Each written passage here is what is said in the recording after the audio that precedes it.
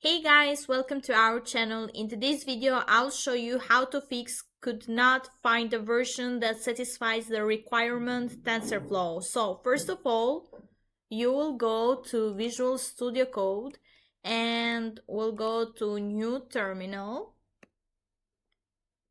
After that, we will just type TensorFlow 2.10. Okay, so it will show us an error for sure, but 2.10 version is the latest one. See, it's showing error. So another thing is to update it.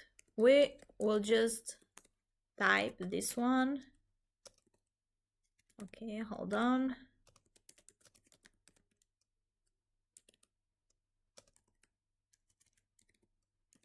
Upgrade.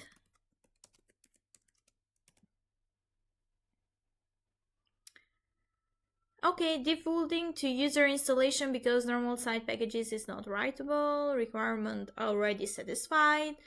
So after that, you can do also install TensorFlow.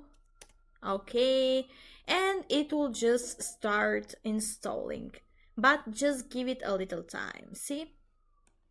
If this video has helped you, please hit the like and subscribe button so we can see you in our next video. Thank you.